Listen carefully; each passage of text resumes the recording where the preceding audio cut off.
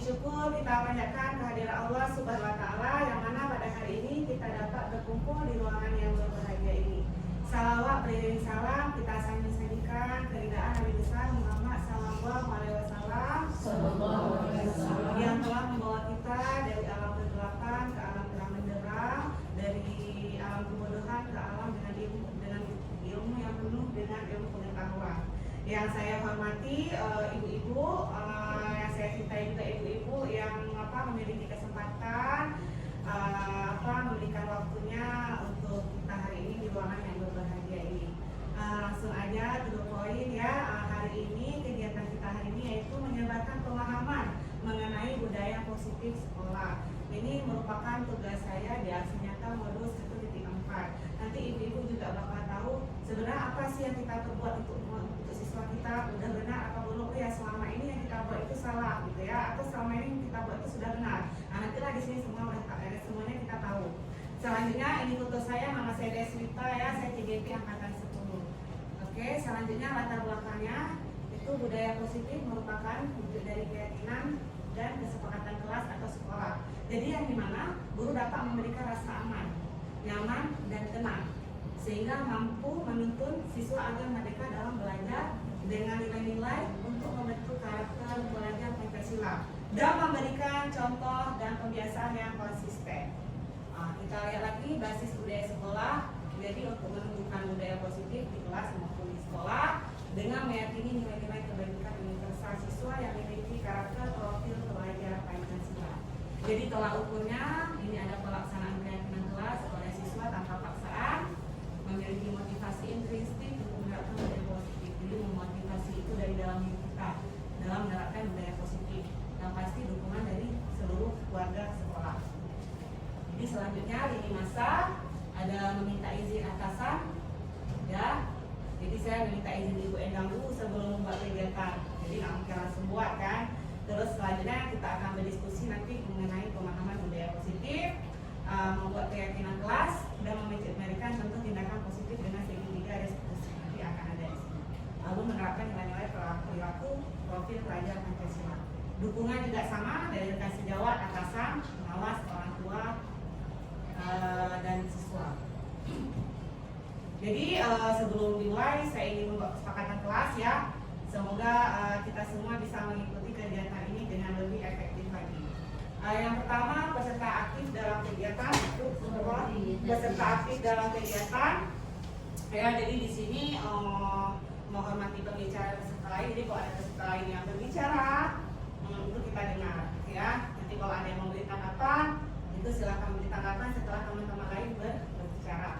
Selanjutnya etika dalam berbicara. Jadi hari ini kita serius santai, ya. Jadi tidak ada yang tegang-tegang kali. Ya, makanya serius santai tapi serius. Oke, selanjutnya tidak makan dan minum. Masih tidak makan dan minum. Ini jadi setelah sosialisasi ini boleh minum, tapi lagi diskusi kita nggak boleh minum ya. Serius santai tapi ya. Oke. Terus kebersihan kelas, kita masuknya bersih, keluarnya juga harus bersih. Ya, jadi jangan meninggalkan sampah di dalam kelas. Oke, selanjutnya sebelum mulai ini ada es drinking supaya supaya kita lebih dingin lagi, nggak panas ya. Walaupun cuaca panas, kita es drinking dulu. Sekarang yang bisa jawab saya kasih hadiah, ya. Yang bisa jawab saya kasih hadiah, nggak bisa jawab ya udah hadiah untuk saya lagi. Ya, sekarang lagi di Indonesia, maka 5 jam lagi di mana? Ada yang bisa jawab? Mungkin sebelumnya pernah tahu nih es drinking-nya. Di mana ya? Kata kunci beginilah. Coba es drinking. Sekarang lagi di Indonesia, maka 5 jam lagi di mana? Di Lombok. Di Nigeria. Salah. Iya betul, itu kotanya. Di Nigeria.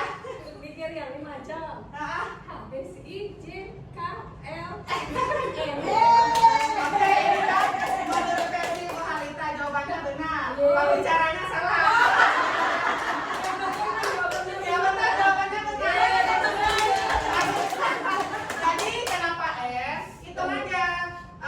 5 ini berarti ambil aja huruf yang kelima dari kata Indonesia. 1, 2, 3, 4, 5 berarti N. Ingat aja negara dari huruf N. India, Nigeria, Nepal, gitu.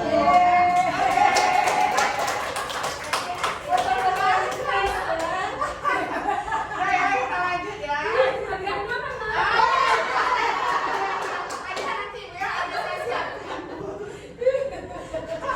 Oke, kita lanjut di sini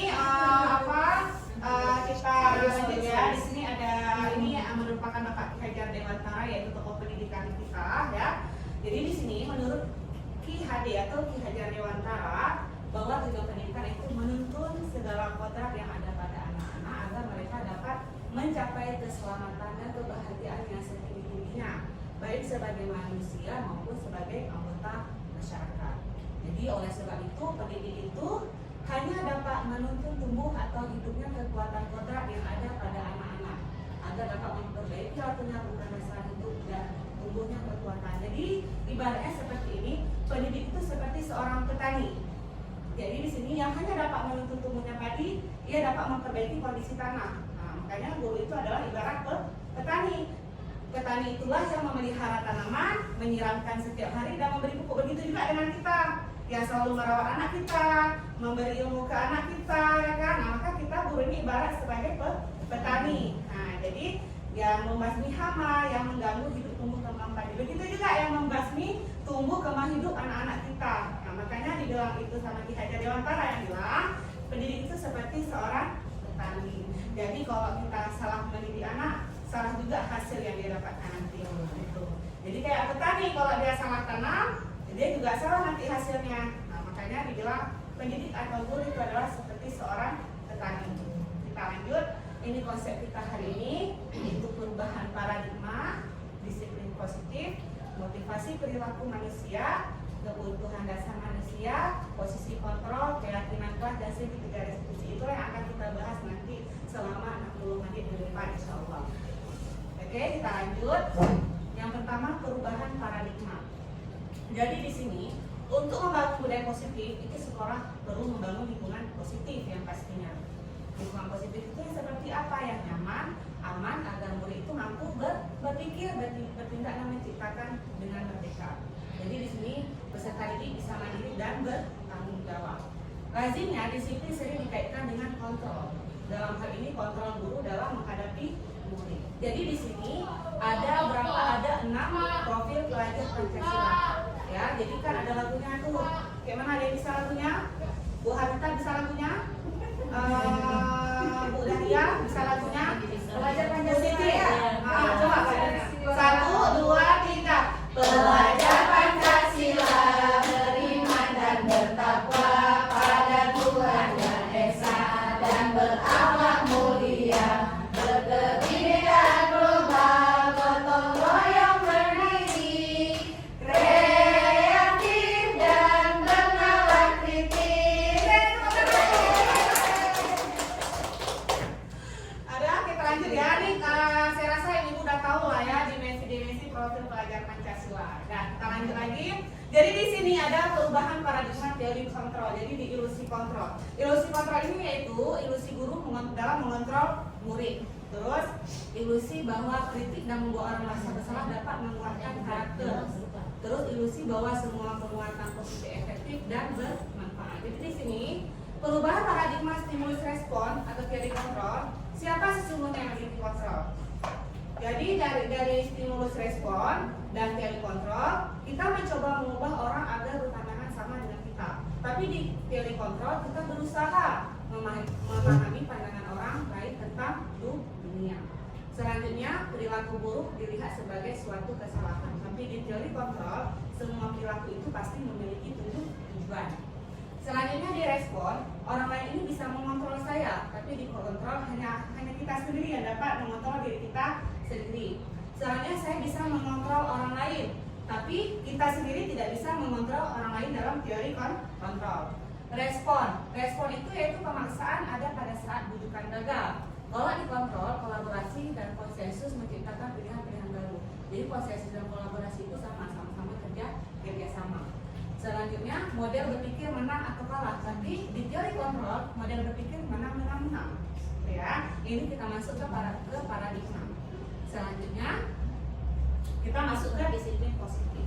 Oke, Apa itu disiplin? Mungkin sebelum kita bahas ini saya mau dari ibu-ibu dulu, apa menurut ibu-ibu ini disiplin?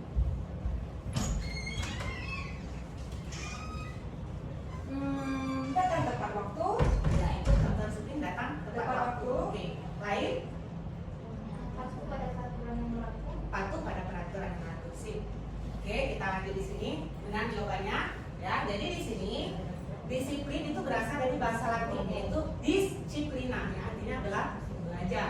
Jadi makna asal dari kata ini berkonotasi dengan disiplin diri dari murid-murid. Nah, itu menurut Socrates dan Plato. Jadi disiplin diri membuat orang menggali potensinya menuju sebuah tujuan apa yang dia hargai. Namun dalam budaya kita, makna kata disiplin itu telah berubah menjadi sesuatu yang dilakukan seseorang pada orang lain untuk mendapatkan kepatuhan.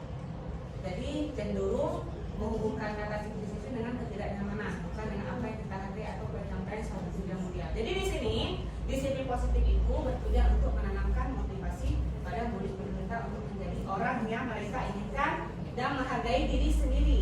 Jadi bukan hanya disiplin kita disiplin karena penghargaan dari orang lain, itu tidak baik, ya.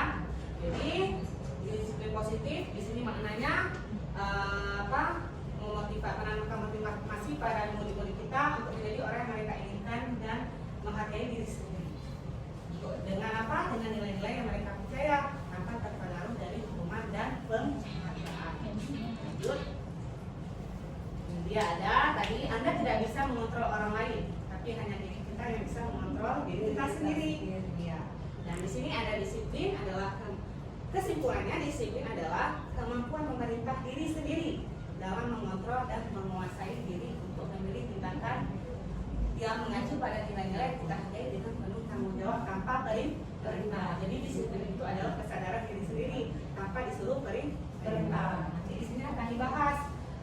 Kita ini datang sempat tepat waktu, kenapa? Apa karena disuruh atau karena memang dari dalam diri kita sendiri? Ini dia dari kesadaran kita. Kita lanjut. Jadi maksud dari nilai-nilai yang kita hargai adalah nilai-nilai kebajikan, yaitu nilai-nilai positif atau sifat-sifat positif manusia yang merupakan tujuan mulia yang ingin dicapai setiap. Jadi contoh-contoh nilai kebajikan itu yaitu nilai-nilai yang ada pada profil pelajar pasca siswa. Jadi kayak misalnya bagaimana kemampuan, itu kan ada nilai kebajikan. Selanjutnya ada teori motivasi perilaku. Jadi semua perilaku itu memiliki tujuan. Contoh kita hari ini berperilaku telat, pasti ada tujuan kenapa kita telat, ya kan? Selanjutnya teori ada motivasi eksternal. Motivasi eksternal yaitu untuk menghindari ketidaknyamanan atau hukuman.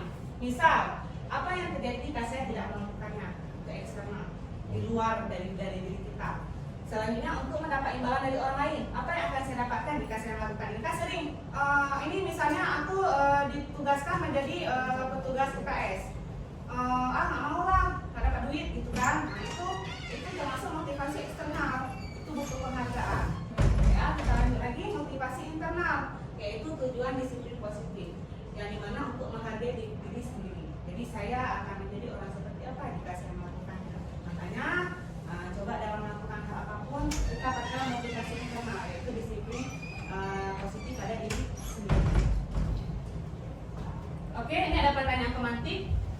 Jawabannya hanya setuju dan tidak setuju. Ya, sekarang hukuman dapat mendisiplinkan anak. Benar? Apa setuju apa tidak setuju? Tidak. Oke. Yang kedua, kenapa tidak setuju? Nah, itu saya tanya. Kenapa tidak setuju hukuman dapat mendisiplinkan anak? Karena tadi disiplin itu dari diri sendiri.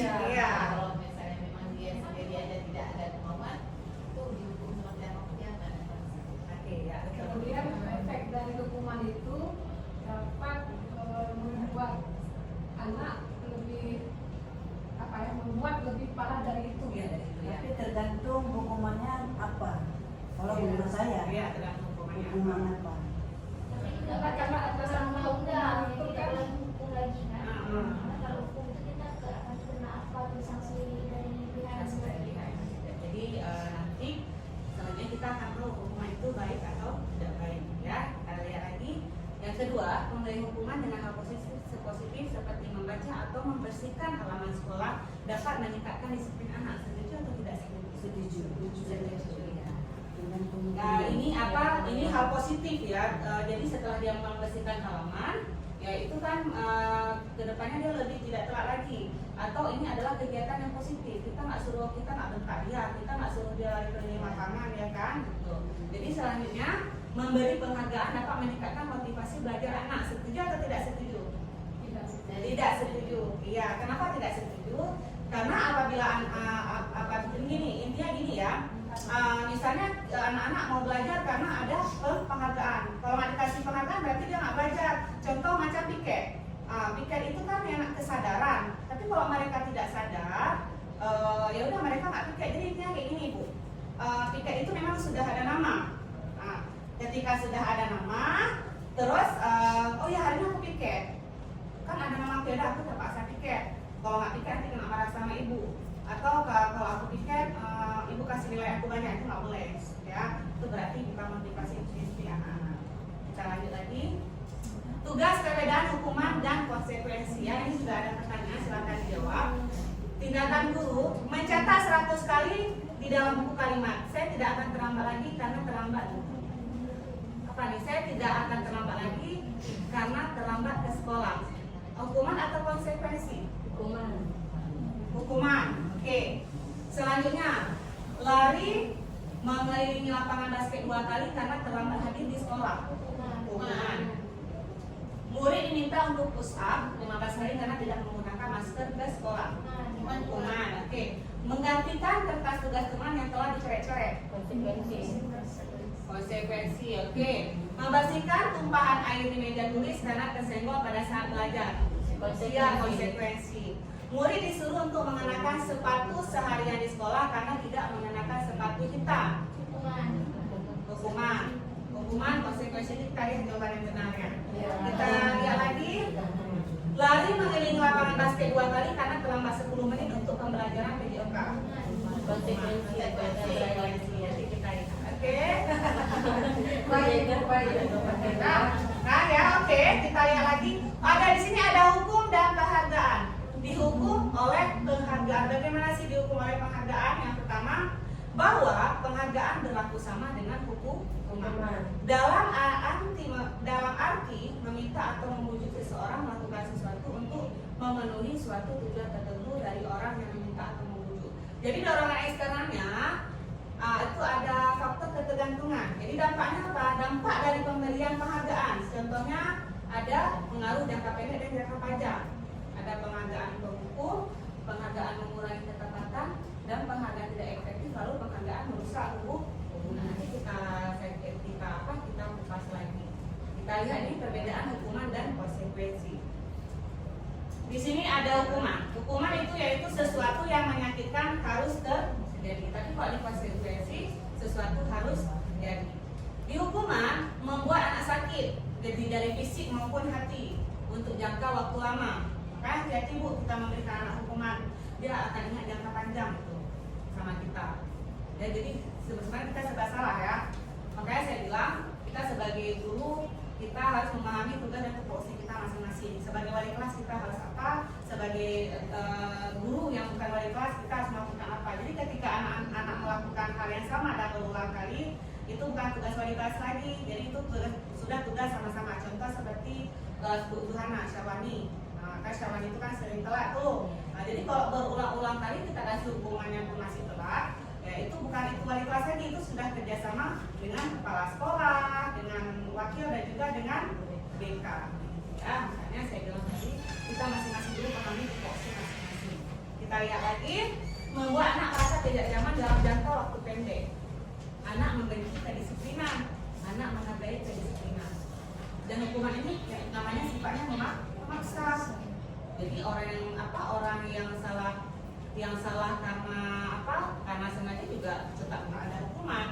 Ya, terus ada stimulus tanggapan. Terus yang hukuman mendorong anak menyakiti diri sendiri. Yang konsekuensi mendorong anak agar mudah menyesuaikan diri. Jadi di sini ada konsep diri yang buruk dan konsep diri yang baik.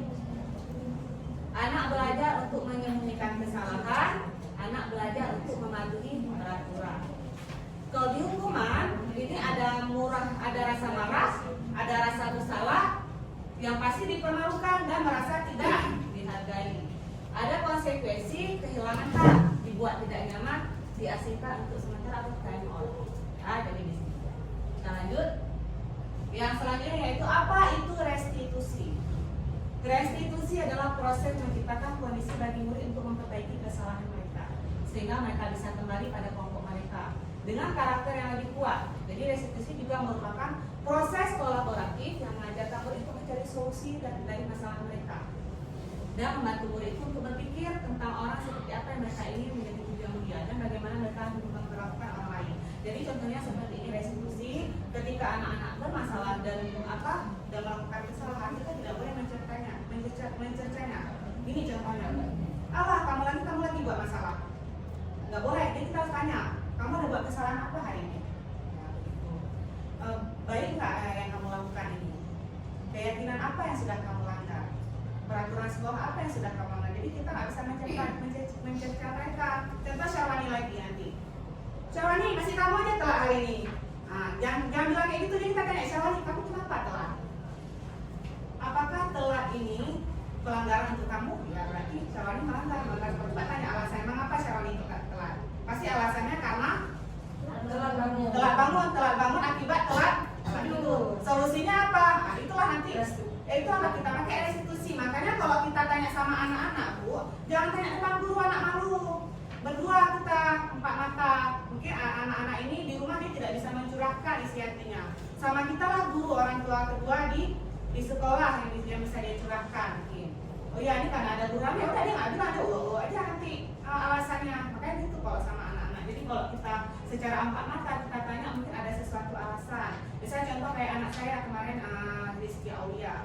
Saya tanya kenapa kamu sering cabut Rizky Aulia? Itulah karena ayah kasih uang jajannya sedikit. Berapa sedikit? 10.000. 10.000 itu banyak anak. Tapi sedikit menurut saya, Bu, karena saya banyak tiap. Udah itu aja. Kan selesai. Penyebabnya dia sering cabut apa? Karena jajannya sedikit. Jadi kita nggak boleh mencerca dia apalagi di depan orang. Itu bisa menjatuhkan mental anak. Ya, Bu ya. Kita lanjut lagi. Di sini ada masih di restitusi juga ada identitas gagal dan hukuman. Dan ada identitas sukses, itu jadinya disiplin. Kalau sukses jadinya disiplin, kalau gagal jadinya tetap hukuman sama diri dia. Jadi yang pertama sesuatu yang menyakitkan harus terjadi. Kalau konsekuensi emang sesuatu harus terjadi, dan restitusi itu merupakan pilihan. Terus ada kalau hukuman itu tidak nyaman untuk murid apalagi dalam waktu jangka panjang. Kalau hukuman itu tidak nyaman untuk jangka waktu pendek, menguatkan untuk murid dalam jangka waktu panjang. Jadi murid sadar akan kesalahan dia. Jadi murid sadar dalam waktu jangka panjang dia tidak melakukan lagi hal yang sama. Ya, tapi saya bilang tadi itu semuanya kita guru ada tupoksi masing-masing. Ketika anak-anak berulang kali bermasalah, kan itu berarti semua stakeholder sekolah harus dulu. Ya, kita lihat lagi korban mendapatkan keadilan, korban bisa diabaikan, korban mendapatkan ganti. Ya, terus murid atau anak akan tersakiti dengan hukuman. Murid anak tidak nyaman. Bagaimana tidak nyamannya, Bu? Kamu tahu nggak? Misalnya contoh, kamu tahu nggak perilaku yang kamu lakukan ini salah? Itu adalah konsekuensi.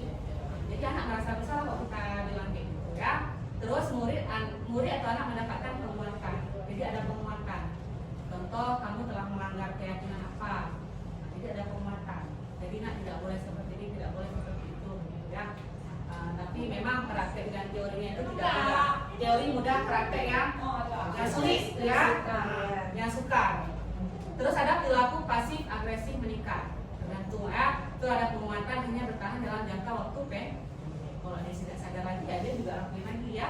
Terus ada masalah terpecahkan. Makanya kita cari dulu masalahnya apa. Dan kita mencerca anak dulu. Ya. Terus selanjutnya, sistem tidak akan berjalan bila murid tidak takut. Makanya kalau kita kasih hukuman sama siswa, itu sistem harus berjalan. Jangan dengan siswa itu aja, nanti ada siswa yang buat kesalahan yang sama, tetap kita kasih hukuman yang sama juga. Terus ada memerlukan monitoring dan supervisi terus-menerus dari guru. Murid belajar bertanggung jawab untuk perilakunya. Jadi di sini berlaku hanya pada sebuah institusi, tidak berlanjut pada kehidupan nyata. Ya, jadi di sekolah aja hukumannya sampai rumah atau dia murid itu tetangga kita ya udah bukan urusan kita ya. Jadi hanya berlaku di sekolah saja. Terus selanjutnya membantu penerapan peraturan dalam masyarakat. Jadi kalau konsekuensi ini, kalau dia sadar, ya di luar sekolah dia juga nggak melakukan lagi hal yang sama. Ya, selanjutnya fokus pada pemecahan masalah dalam jangka waktu panjang.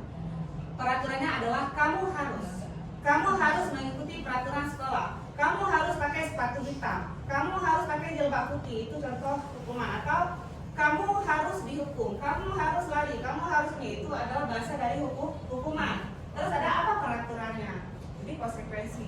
Mampukah kamu melakukannya? Terima kasih. Itu contoh dari kata-kata konsekuensi. Selanjutnya apa? Apa yang kamu yakini? Misalnya, ada keyakinan kelas apa yang kamu langgar? Misal menghormati teman dan menghargai teman. Dia tahu, ya. Itu apa yang bisa kita lakukan untuk memperbaiki masalah ini? Kita tanya sama anak. Jadi anak, ya apa? Yang mengidentifikasi masalah mereka. Ya. Selanjutnya murid dan anak membenci peraturan. Murid anak menghormati peraturan. Murid anak menghormati dirinya dan makanya restitusi ini sifatnya positif dan membawa anak ke hal yang positif juga. Ya, jadi anak ini selain dia menyadari kesalahan dia juga bisa mencari solusi atas kesalahan dia yang membuat.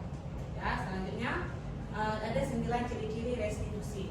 Yang pertama, bukan untuk menebus kesalahan, namun belajar dari kesalahan. Kayak macam tadi, kita tidak boleh mencerca anak. Kita tanya dulu masalah dia apa. Oh ya, kamu malas belajar kok. Tanya dulu, kenapa dia malas? Ya, mungkin karena broken home atau memang tidak ada dukungan dari orang tua. Selanjutnya apa? Memperbaiki hubungan. Jadi di restitusi ini selain mengidentifikasi masalah, kita juga bisa memperbaiki hubungan dan menjalin hubungan dengan siswa. Ya, selanjutnya ada tawaran. Itu tawaran bukan paksaan. Jadi setiap dia ada solusi yang ditawarkan. Jadi ini tidak memaksanya, sama-sama setuju. Ya, nanti ada kok contoh restitusinya saya tunjukin ya. Selanjutnya restitusi itu menuntut untuk melihat ke dalam diri.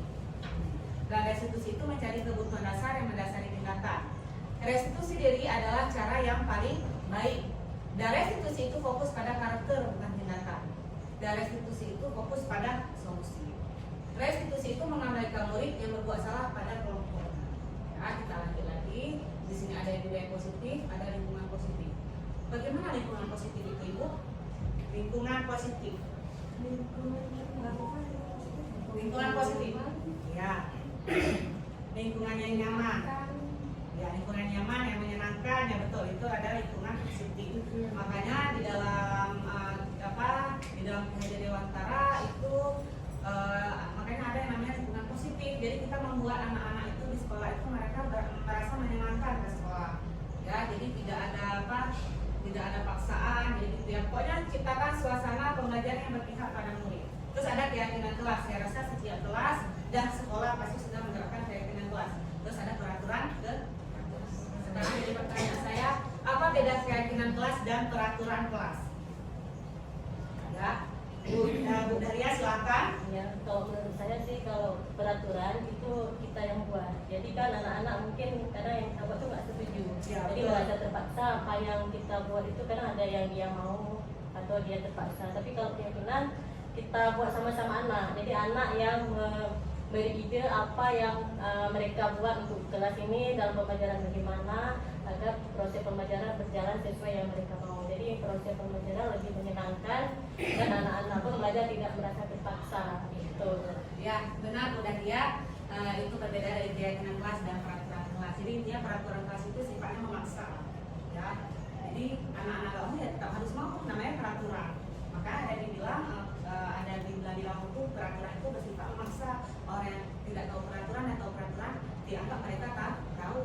Ya, terus ada keyakinan kelas. Keyakinan kelas itu dibuat bukan dengan cara keterpaksaan. Jadi itu keyakinan kelas dibuat sama-sama atas pemetaan ya, dari pemetaan siswa. Jadi dari pemetaan itulah kita jadikan keyakinan kelas dan disesuaikan dengan kondisinya. Contoh masalah cadar, kan kita nggak ada cadar nih. Jangan kita buat keyakinan kelas yang masalah cadar gitu. Terus masalah apa lagi selain yang tidak sesuai dengan banyak lah ya. Itu salah satu contohnya. Kita lanjut. Nah, ini keyakinan kelas. Untuk mendukung motivasi intrinsik atau motivasi di dalam diri kita, itu kembali lagi ke nilai-nilai atau keyakinan-keyakinan yang lebih menggerakkan seseorang dibandingkan mengikuti serangkaian peraturan-peraturan. Karena peraturan-peraturan tadi bersifat memaksa. Kenapa harus keyakinan? Jadi keyakinan kelas itu berupa pernyataan universal yang dibuat dalam bentuk kalimat positif. Jadi keyakinan kelas tidak dibuat dalam jumlah banyak sehingga mudah diingat dan dipahami oleh semua warga kelas. Jadi keyakinan kelas itu merupakan sesuatu yang dapat diterapkan di lingkungan kelas tersebut. Kalau keyakinan sekolah itu beda lagi, ya. Kita lanjut, ya. Ini ada kegiatan pendalaman keyakinan kelas atau tabel T dan T. Ini adalah tabel T. Ada namanya terdengar. Satu orang berbicara, yuk saya bantu. Kita bisa selesaikan ini bersama. Terima, tolong ya, terima. Boleh saya pinjam, itu terdengar. Nanti akan segera saya kembalikan. Ada yang namanya terlihat. Bagaimana terlihat? Berempati, memegang barang, mendengarkan dengan seksama, dan senantiasa berbaik dan berbagi. Terus ada perilaku.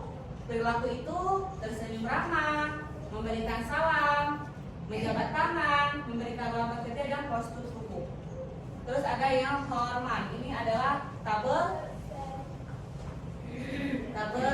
T. Tampak seperti datang tepat waktu, tidak tampak sering hadir terlambat, ya.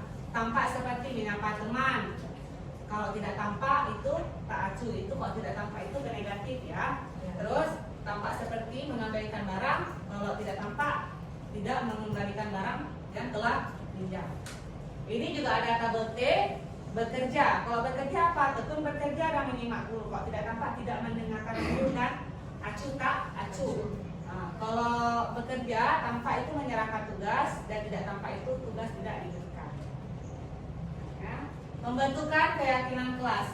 Yang pertama, keyakinan kelas bersifat abstrak daripada peraturan yang lebih rinci dan konkret.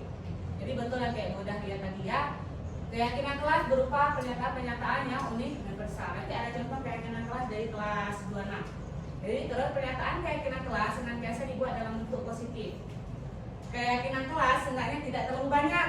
Nah, jadi sehingga mudah diingat dan dipahami oleh siswa kita di kelas nantinya. Jadi semua warga kelas sebenarnya ikut berkontribusi dalam membuat kegiatan kelas lewat curah pendapat. Maka kita curah pendapat dulu baru munculnya keyakinan kelas. Selanjutnya bersedia meninjau kembali keyakinan kelas dari waktu ke waktu. Jadi sewaktu-waktu bisa mau dirubah itu bisa, ya. Itulah keyakinan kelas. Ini ada perbedaan peraturan dan keyakinan kelas. Kalau peraturan selalu kembalikan buku di tempatnya. Ini contoh kata-kata dari peraturan. Kalau keyakinan kelas tanggung jawab. Kalau peraturan lagi dilarang mengganggu orang lain, berarti menghormati orang lain dan diri sendiri. Maka nanti Bu kalau buat keyakinan kelas begini dia bahasanya. Jangan pakai lagi dilarang mengganggu orang lain, nggak usah. Menghormati orang lain, jadi pakai kata-kata yang positif. Terus selanjutnya, hadir di sekolah 15 menit sebelum pembelajaran dimulai. Jadi menghormati orang lain dan komitmen pada tujuan. Dilarang melakukan kekerasan, berarti keselamatan dan menghormati orang lain. Dilarang menggunakan narkoba, berarti kesehatan. Kesehatan kan banyak, dilarang menggunakan narkoba, dilarang merokok, ya kan? Bergantian atau menunggu giliran, berarti menghormati orang lain dan kesabaran. Ini merupakan nilai-nilai kebajikan. Gunakan masker berarti untuk keselamatan dan kesehatan. Jangan berlari di kelas atau koridor, berarti untuk keselamatan dan keamanan. Begitulah. Ini salah satu contoh dari nilai kebajikan untuk diterapkan dalam keyakinan kelas. Nah, ini contoh kesepakatan kelas atau keyakinan kelas. Ini berkarakteristik sebagian sebagai sela, menjaga kedisiplinan waktu, berpartisipasi aktif, bertanggung jawab, menjaga kebersihan, memakai seragam, tidak jajan di kantin saat jam pelajaran. Lanjut, ini kita masuk ke kebutuhan dasar manusia. Ada yang pertama, kebutuhan kasih sayang dan rasa diterima. Ada penguasaan, ada kesenangan dan kebebasan. Di realitas kebutuhan kita berbeda. Kita berusaha memahami pandangan orang tentang dunia. Setiap orang memiliki gambaran berbeda. Contoh, kebutuhan kasih sayang dan rasa diterima itu seperti apa, Ibu? Kasih sayang dan rasa diterima. Contohnya, Kan itu kebutuhan dasar manusia. Kita disayang, diterima apa? Bisa diterima di lingkungan. Iya, bisa diterima di lingkungan. Kalau kasih sayang, Orang yang kita dengan sepenuh hati. orang yang kita dengan sepenuh hati. Jangan orang dulu Bu, keluarga, ya keluarga. Jadi kasih sayang. Maka kebutuhan kita itu ada kasih sayang dan rasa diterima, ya. Misalnya ada penguasaan. Apa itu penguasaan? kebutuhan dari penguasaan. Ya, kita di dalam keluarga itu merangkul, itu penguasaan. Apalagi selain itu, Atau kita nyaman berada di lingkungan itu. nyaman. Ya, oke, boleh. Itu adalah penguasaan. Terus ada kesenangan. Kesenangan apa contohnya? Kebutuhan untuk kesenangan. Mungkin lagi, saya rasa ibu-ibu ini pasti punya kebutuhan untuk kesenangan. Mungkin. Kalau ibu tidak ada kebutuhan kesenangan, ibu nggak mungkin beli jilbab, nggak mungkin beli baju. Ini contohnya jilbab baru. Itu kesenangan. Bisa apa? Dapat kue. Bisa dapatin kesenangan. Bisa beli merek jilbab button itu kesenangan juga. Makanya quality time dengan keluarga. Sendiri. Nah, itu adalah kebutuhan dari kesenangan. Terus kebebasan. Apa kebebasan? Kita nggak boleh apa di Mengekang. Iya. Tidak apa? Mengekang. Yang tidak boleh terlalu mengekang. Kita kan perlu kebebasan. Nah, gitu ya. Makanya ada yang itulah salah satu bukan salah satu empat sih. Ada 4 kebutuhan dasar manusia yang tujuannya untuk bertahan hidup. Ya, kita lanjut. Ini ya, kita lihat. Ibu Ani guru kelas 5 di SD Pelita Hati. Coba jawab ya. Kalau nggak jawab saya akan kasih hadiah. Saya mau hadiahnya dulu. Ibu Ani guru kelas 5 di SD Pelita Hati sedang bingung menghadapi ulah salah satu murid di kelasnya. Namanya Agus. Lagi-lagi Agus ya. Beberapa anak telah datang dan mengeluhkan Agus yang seringkali meminta bekal makan siang mereka dengan paksa. Jika Anda menghadapi situasi seperti Ibu Ani, apa yang akan Anda lakukan? Menurut Anda, kira-kira apa alasan Agus melakukan hal itu? Bagaimana? Ada yang bisa menganalisis? Jadi di sini Ibu Ani itu guru kelas 5. Jadi ada muridnya namanya Agus yang membuat ulahnya apa aja, sering meminta bekal makan siang. Mereka dengan paksa. Dengan paksa lagi. Kalau kita sebagai Ibu Ani, apa yang kita lakukan? Pertama panggil dia, terus apa mau Ibu tanya contohnya? Apa ada makan negara?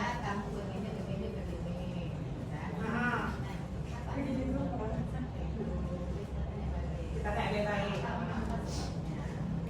Nanti dia saya jelaskan apa karena dia punya uang jajan. Ya, pertama kita tanya dulu, yang nggak mungkin. Agus ini dulu, enak aja kamu minta makanan orang ya. Itu siapa ya? Karena ada yang pada gitu ya. Agus ini dulu, enak aja kamu minta makanan orang ya. Tanya dulu dia, Agus kenapa kamu minta makanan orang? Kan ada sebabnya. Ada sebabnya, betul. Kita tanya dulu sebabnya kenapa. Mungkin memang dia ada jajan, ya tidak ada jajan atau di rumah memang tidak ada makanan. Makanya dia meminta dia paksa meminta itu karena dia lapar tadi. Itulah yang namanya ini kebutuhan ya, penguasaan. Untuk apa? Untuk bertahan hidup. Kalau dia nggak meminta secara paksa, dia lapar, nanti pingsan kayak mana? Ya, makanya itulah untuk bertahan hidup. Iya, makanya 4 kebutuhan ini selalu ada dalam diri manusia untuk bertahan hidup. Kalau tidak ada, kita nggak bisa bertahan dengan hidup kita. Ya, begitu dia saling berkaitan. Kita lanjut. Dalam konteks penerapan ini jawabannya ya. Dalam konteks penerapan disiplin positif tadi, Ibu Ani ini sebaiknya mencari tahu betul kenapa Bu Hana. Ibu Ani ini mencari tahu alasan Agus kenapa dia melakukan tindakan seperti itu. Apabila jawaban Agus itu karena lapar dan orang tuanya tidak membawakannya bekal makan, berarti adalah kebutuhan dia untuk bertahan hidup. Terus, apabila jawaban Agus ini ia senang temannya jadi memperhatikan dia, jadi dia ini minta perhatian caper, cari perhatian. Dia kurang kasih sayang, berarti kebutuhan untuk diterima. Terus, apabila jawaban Agus adalah dia merasa hebat karena temannya jadi takut dan menuruti keinginan dia, jadi sok bandit ya. Jadi kebutuhannya adalah penguasaan atau pengakuan atas kemampuan dia. Selanjutnya, apabila jawaban Agus karena dia merasa bosan dengan bekal yang dibawakan ibunya, karena selalu membawakan bekal yang sama, misalnya nasi goreng hari ini setiap hari nasi goreng, ya. Jadi apa? Dia kebebasan. Dia butuh nih, dan dia butuh kalau nasi yang lain dia nasi goreng aja, itu memang kebebasan. Macam suami kita juga Bu. Ini mentah-mentah masih masak gulai ikan aja. Nah, dia kan mau kebebasan, dia kan mau Iya.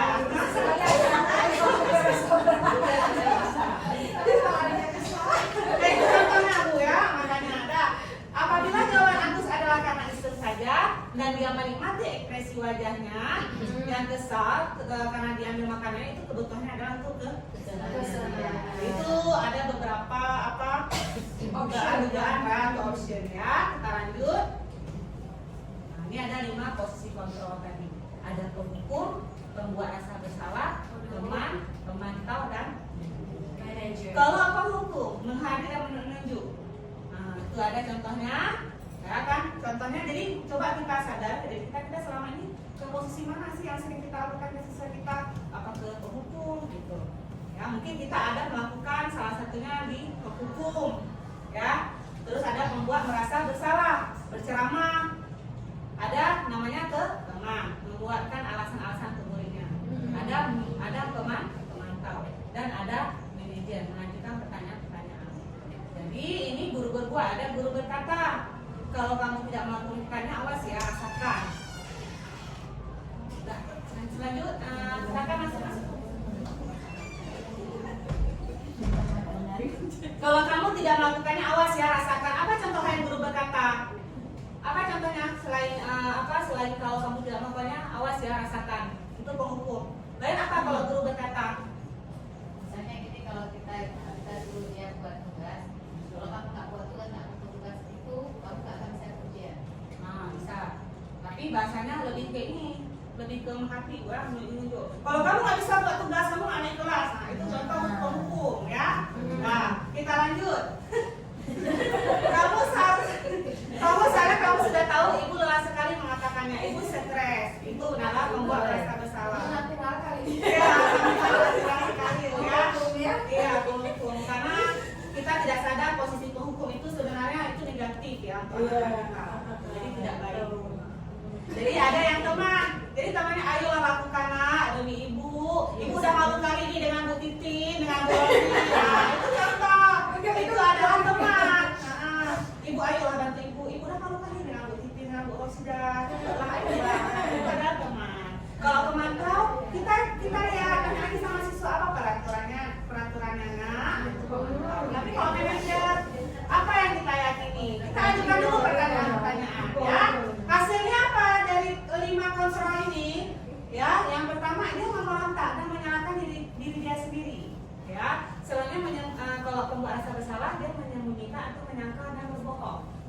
Terus kalau teman itu ketergantungan. Nanti alah nggak ada budes, buat masalah lah. Kalau ada budes, nggak buat masalah. Ketergantungan patuh gitu. Itu ketergantungan. Terus soalnya ada pemantau, menyesuaikan diri bila diawasi. Jadi kalau diawasi, dia mati rajin. Tapi kalau nggak diawasi, ya sudahlah, buat lagi. Tapi kalau manajer ini itu menguatkan pribadi. Ya. Kaitannya dengan dunia berkualitas, murid meletakkan guru di luar dunia berkualitas. Ya otomatis yang namanya penghukum itu tidak baik untuk murid. Pembuat rasa bersalah, murid meletakkan guru di dalam dunia berkualitas. Teman, murid meletakkan guru sebagai orang yang sangat penting di dunia berkualitas. Kalau pemantau, murid meletakkan guru, peraturan dan hukum di dunia berkualitas. Kalau manajer itu, murid meletakkan dia sebagai individu yang positif dan dunia berkualitas. Jadi manajer ini Bu, istilahnya kita kayak mana? Seorang manajer itu kayak mana gambarannya? Jadi kalau siswa ada bermasalah, tanya dulu, identifikasi dulu masalahnya. Makanya posisi manajer itu perlu sih, memang harus dilakukan. Tapi kalau saya bilang tadi juga sudah berulang kali. Contoh Syarwani, kita udah kasih komposisi kontrol penghukum. Syarwani, kamu kenapa sering kali telat? Tinggal kelas kamu mau gitu kan, itu penghukum. Kalau pembahasan salah gimana? Syarwani, kamu tuh telat. Nanti kamu kena hukuman sama Bu Titi. Nanti pembahasan bersalah. Tapi juga masih telat juga kan? Iya. Teman itu lihat kayak Bu Zana. Syarwani, bantu ibu udah malu dengan Bu Titi, telat aja. Itu teman. Nggak sadar juga. Ke pemantau. Kamu udah melanggar aturan. Apa aturan kamu? Kamu telah datang ke sekolah itu utama lagi. Tapi kalau manajer kita tanya sama Syarwani, kita identifikasi masalahnya. Kenapa Syarwani telat? Tanya dulu masalahnya itu lah ini. Kita lihat murid berkata, biarkan saja nanti juga marah-marah lagi. Nah, ada siswa yang kayak gitu ya, tanpa kekerasan dari Anda, banyak di sini. Nah, terus pembuat rasa bersalah, maafkan saya Bu. Nah, ada teman, saya pikir bapak atau ibu teman saya, ternyata begitu. Jadi kalau kita nggak bantu dia, ya itu hasilnya. Kecewa. Kalau pemantau, berapa banyak bintang yang saya harus peroleh, berapa halaman yang harus saya tulis, itu pemantau. Kalau manajer, bagaimana caranya saya bisa memperbaiki data. Ya. Jadi dampak dari 5 posisi kontrol, kalau penghukum ini tetap dia mengulangi kesalahannya. Yang ada capek kita, ya kan? Karena penghukum itu kan menghati-hati, menunjuk, jadi membutuhkan tenaga ya. Tapi kalau pembuat rasa bersalah itu merasa rendah diri. Kalau teman dia lemah, tidak mandiri dan tergantung, selalu ketergantungan. Kalau nggak ada kita ya udahlah, gitu ya. Kalau pemantau ibaratkan pada sanksi atau hadiah untuk dirinya. Kalau manajer itu mengevaluasi diri bagaimana cara memperbaiki. Itulah posisi kita sebagai manajer. Jadi pertanyaan-pertanyaan, siapa yang kecewa sekali, siapa yang mengatakan itu membuat orang merasa bersalah, kamu tidak pernah benar melakukannya. Menghukum, ayolah lakukan dulu bapak itu ibu ini ya. Apakah kamu mau mendapatkan stiker bintang hari ini memantau. Jadi ini contoh dari pernyataannya, dan ini contoh posisi kontrol. Pembahasannya bagaimana kamu bisa menyelesaikan masalah ini. Berarti manajer. Kamu selalu yang paling terakhir itu penghukum. Sekarang kita sadar diri kita sendiri, kita itu ada dari posisi kontrol yang mana? Ya nanti coba hari ini ya. Kalau ada jawab tergantung situasi ya. Saya CEO. Oh iya, sama manajer. Di atas manajer ya. Iya. Oke, kita lanjut. Pemilik. Yayasan. Oke ya, kita lanjut. Ada segitiga restitusi. Ya udah Bu, ini saya tengok ibu-ibu udah bosan. Sekarang kita tepuk nyamuk. Jadi kalau saya tepuk, berapa kali ibu harus identifikasi berapa kali saya tepuk nyamuk ya. Fokus ya. 1, 2, 3. 4 ya, 4. Betul, berarti bukannya yang fokus saya dan aku tepuk tangan Bu. Biar saya seru tengok itu. Udah ya, kita lanjut ke segitiga restitusi. Segitiga restitusi yang pertama adalah validasi kebutuhan. Apa validasi kebutuhan? Itu adalah kamu tentu punya alasan mengapa melakukan itu. Kita tanya lagi, ya, adakah cara yang lebih efektif untuk mendapatkan apa yang kamu butuhkan? Itu validasi kebutuhan. Tapi kalau stabilitas kreativitas, setiap orang pasti pernah melakukan kesalahan. Kamu bukan satu-satunya orang yang pernah melakukan ini. Terus ada menanyakan keyakinan nilai-nilai apa yang telah kita sepakati. Kamu ingin menjadi orang seperti apa? Itu adalah bagian menanyakan keyakinan. Ini adalah segitiga restitusi. Menstabilkan identitas. Ini ada contohnya untuk membuat anak yang merasa gagal karena berbuat salah menjadi positif terhadap dirinya. Jadi dalam contoh menstabilkan identitas, yang pertama buat salah itu hal yang manusiawi. Tidak ada manusia yang sempurna. Ini contoh kata-kata untuk menstabilitaskan identitas. Jadi kalau anak-anak ada masalah, ini pakai kata-kata ini aja Bu. Iya nggak apa-apa, nah berbuat salah itu hal yang manusiawi. Ya, tidak ada manusia yang sempurna. Makanya saya bilang tadi, kalau udah gede kalian atau dia yang sendiri membuat masalah, kasih dia ke BK, kasih dia ke wakil, karena tugas kita sudah selesai. Kita lanjut, Bapak Ibu juga buat salah, kita pasti bisa menyelesaikan permasalahan ini. Bapak Ibu tidak tertarik untuk mencari tahu siapa yang benar, siapa yang salah. Bapak Ibu lebih tertarik untuk menyelesaikan masalah. Kalau kamu menyalahkan dirimu sendiri terus menerus, apakah kamu suka baik pada dirimu sendiri? Nah, ini adalah salah satu kata untuk menstabilkan identitas. Awal mula ketika anak-anak bermasalah, coba tanya dulu dengan pertanyaan-pertanyaan yang positif, ya. Kita lanjut. Membantu murid mengenali basic need atau kebutuhan dasar yang ingin dipenuhi ketika melakukan kesalahan. Yang pertama, validasi kebutuhan. Ibaratnya bagaimana validasi kebutuhan? Kamu bisa saja kan melakukan hal yang lebih buruk, tapi kamu tidak melakukannya kan? Kamu pasti punya alasan mengapa melakukannya. Apa yang penting bagi kamu? Kamu boleh tetap berusaha menegasikan itu, tapi tambahkan sikap yang lain yang baru. Maukah kamu belajar cara lain untuk mendapat yang kamu butuhkan tanpa harus memukul? Apakah kamu bisa melakukan dengan lebih baik besok lagi? Itu ada contoh-contoh dari validasi kebutuhan. Jadi intinya validasi kebutuhan itu tanya aja alasan apa, kenapa alasannya melakukan itu. Ya, Itu adalah validasi kebutuhan. Contoh kejadian Kak Zulfa sama Kak Rosmanida. Ya. Kak Zulfa mengejek Mama Bu Rosmanida. Jadi kita sebagai guru jangan kita marah-marahin, tanya tanya kenapa kamu melakukannya itu? Kenapa kamu mengejek mamanya Bu Ros? Nah, ada alasan. Itu dia ya. Nah, kita lanjut. Menanyakan keyakinan. Jadi ada contohnya, guru berkata, apa nilai kita percaya di kelas sekolah kita? Nilai-nilai yang disampaikan kita sepakati. Jadi contohnya nilai-nilai apa? Saling menghormati.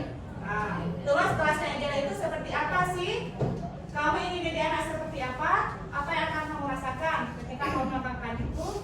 Kamu menjadi orang seperti apa? Nah, di sini Anda melihat kesalahannya dihubungkan dengan norma-norma sosial dan dengan nilai yang mendasari manusia berinteraksi dengan orang lain, itu menanyakan keyakinan. Atau nanti Syawani, ini pas kasus Syawani lagi kan emang nilai sedikit ya. Oke, Syawani tanya keyakinan. Syawani, nilai keyakinan mana yang kamu langgar? Ya, apa nilai keyakinan apa? Disiplin. Nah, itu contohnya. Kenapa saya bilang Syawani? Karena kan Syawani kan itu terus melakukan kesalahan yang sama, yaitu sering terlambat. Ya, disiplin positif, kita tengok lagi. Disiplin positif ya, di sini ada teori kontrol, ada teori pilihan ya. Anda tidak bisa mengontrol orang lain tadi, yang bisa mengontrol kita adalah diri kita sendiri. Nah, contoh ini. Terus ada semua perilaku memiliki tujuan. Ada teori motivasi untuk menghindari hukuman, untuk mendapatkan imbalan, untuk menghargai diri sendiri. Adanya nilai-nilai kebajikan, timbullah keyakinan kelas.